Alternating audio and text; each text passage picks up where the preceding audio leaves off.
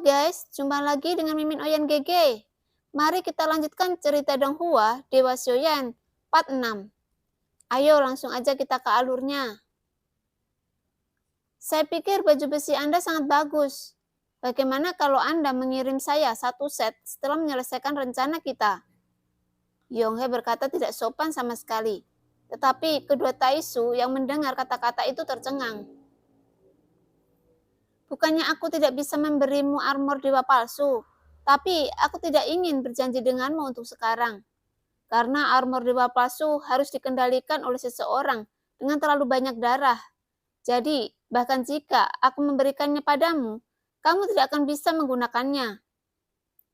817 langsung berkata dengan jujur. Ketika Yonghe mendengar kata-kata itu, dia mengangkat alisnya sedikit dan segera menatap kedua Taisu dan berkata perlahan. Bukannya masalah ini tidak bisa diselesaikan. Bukankah aku cukup untuk mengambil seseorang yang terlalu sia-sia untukmu? Yonghe berkata, dan 830 yang mendengar kata-kata itu bisa merasakan niat membunuh yang baru saja dia tekan. Dan itu menjadi lebih kuat lagi yang ditunjukkan untuk peradangan Yonghe. Aku sedang menunggu Taisu dan baju besi dewa palsu untuk dihubungkan oleh jiwa. Itu tidak mungkin. Taisu manapun yang diambil. Bahkan jika mereka mati, mereka tidak dapat mengambil baju besinya. Tentu saja Yonghe tidak akan mudah percaya yang dikatakan oleh Taisu ini. Tapi jika kamu benar-benar menginginkan baju besi dewa palsu, aku bisa memberikannya padamu. 817 berkata, dan 830 tiba-tiba menoleh untuk melihat ke 817. Seolah dia bisa merasakan matanya terkejut dan curiga yang datang dari pelindung kepalanya. Jelas, 817 sangat percaya diri. Bahkan jika itu diberikan armor dewa palsu ke Yonghe, itu tidak akan berpengaruh di tangannya. Ketika Yonghe mendengar kata-kata ini, dia sedikit mengangguk untuk mengungkapkan kepuasannya. Melihat armor dewa palsu pada mereka berdua, itu juga membuat Yonghe merasa aneh. Armor semacam ini tidak mungkin ada di dunia nyata Xuan Yin. Jika kamu bisa mendapatkan satu set armor dewa palsu, itu akan sangat membantu dirimu sendiri. Hanya saja dia tidak tahu apakah itu benar seperti yang dikatakan 817. Atau hanya orang yang terlalu palsu yang bisa mengendalikannya. Secara keseluruhan, untuk mendapatkan tangan Anda terlebih dahulu. Berapa banyak orang yang kamu miliki secara total? Yonghe bertanya. 5 orang. Kapan 3 lainnya datang bersama ke lantai ini? Seharusnya segera. 817 menjawab. Oke, jangan tidak sabar. Anda perlu kesabaran untuk menghadapinya. Dan Anda semua harus berkumpul bersama di sini. Karena lawannya sangat kuat. Jika tidak ada kekuatan absolut, saya bahkan tidak akan memenuhi syarat untuk bersaing dengannya. Jadi, kita harus lebih hati-hati. Yonghe berkata serius, dan 817 tidak membantah. Dan mengangguk sedikit. Untuk saat ini, dia jelas memilih untuk mempercayai Yonghe. Dia dan 830 juga duduk di ruang terbuka di sampingnya dan menunggu dengan tenang. Dan di suatu tempat, sosok Xiaoyan yang sedang duduk bersila pada saat ini, dia tidak tampak aneh bagi orang luar. Tetapi ini hanya ilusi yang diciptakan oleh permaisuri. Karena pada saat ini, Xiaoyan memiliki fluktuasi origin Qi yang kuat. Genesis Qi, King Chen Hai-nya mengembun dengan kecepatan luar biasa. Setelah menelan pil emas pertama, waktu yang lama telah berlalu, tetapi Genesis Qi yang agung masih tak berkunjung. Itu seperti air mancur di tubuh Xiaoyan. Umumnya memuntahkan dengan panik dengan sedemikian rupa, sehingga kecepatan Xiaoyan secara bertahap melambat. Tetapi ini masih sangat cepat, dan kecepatan kondensasi sangat mencengangkan. Dan dalam waktu sesingkat ini, origin Qi Xiaoyan telah mencapai 1,8 miliar. Ini peningkatan penuh dengan menembus hingga 400 juta. Efek dari pil emas benar-benar di luar imajinasi Xiaoyan. Tetapi ketika dia berpikir bahwa benda ini masih terbuka pada 853, apa yang terjadi dengan keberuntungannya? Untungnya 5 pil emas terakhir jatuh ke tangan Xiaoyan dan tidak ada satupun yang dibagikan.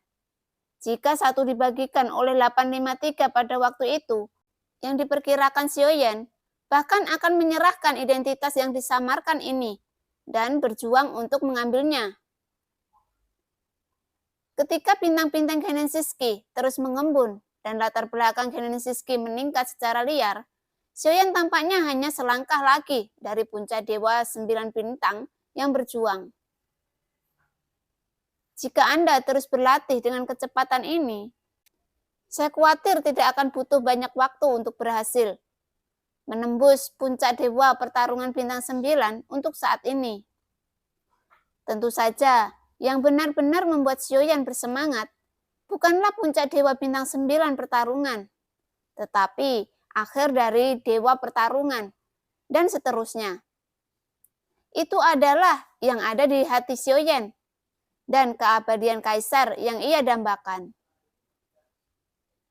Tampaknya mulai dari Doudi, Dosian, hingga Dosen, mereka masih pada tingkat tertentu. Dan keabadian tampaknya telah benar-benar melangkah ke alam yang lebih tinggi. Dan alam ini tampaknya benar-benar disebut Dewa Keabadian. Setelah menjadi abadi, meskipun masih bisa dibunuh, itu sudah melompat keluar dari waktu. Artinya, selama abadi bersembunyi tanpa ingin mati, bahkan waktu dan keabadian tidak dapat menghapusnya secara langsung. Keabadian juga merupakan kekuatan yang melampaui waktu. Keabadian di atas dewa yang bertarung, tidak ada lagi istilah Shao Yuan. Keabadian bisa terlepas, dan keabadian kaisar sudah ada yang hidup abadi. Tapi ada satu hal yang perlu dipahami. Keabadian tidak berarti Anda tidak akan jatuh. Dan itu tidak berarti bahwa Anda tidak dikalahkan di dunia.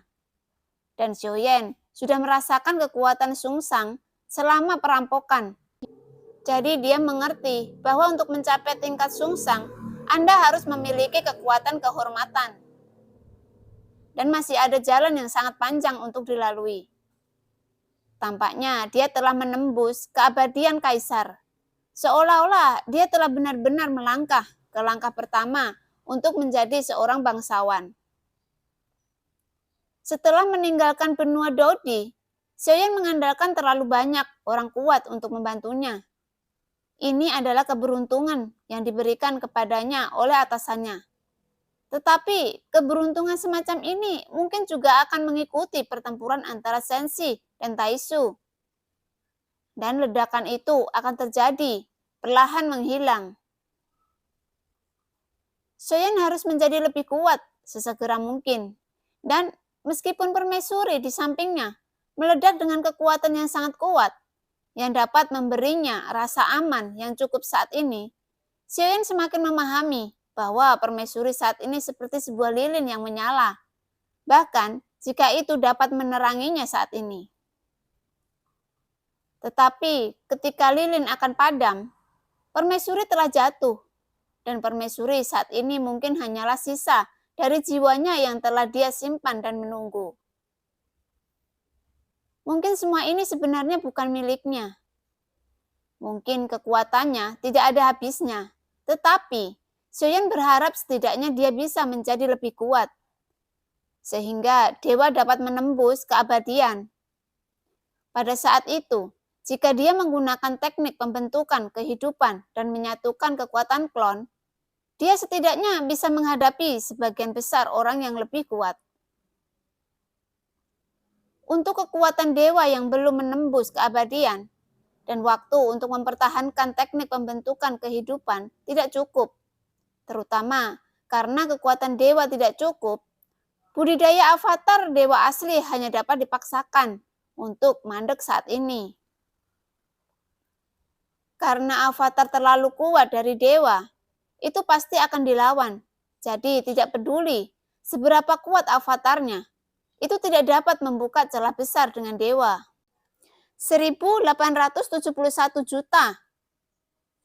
Pada saat ini, origin Qi di tubuh Xiaoyan tidak lagi dihitung 1 atau 2, tetapi mampu meningkat jutaan dalam sekejap, dan kecepatannya tidak lagi seperti dulu. Kecepatan ini juga menunjukkan bahwa Xiaoyan secara bertahap mencapai akhir dari dewa pertempuran. Perlahan-lahan bergerak menuju kekuatan yang lebih kuat. Tapi, sampai saat ini, tidak ada kekuatan abadi di inti emas yang tinggal di tubuh Xiaoyan sama sekali. Seolah-olah itu benar-benar tidak harmonis. Dan kekuatan abadi tidak bisa menjadi bagian dari kekuatan Xiaoyan. Pada saat ini, Xiaoyan masih belum merasakan alam keabadian.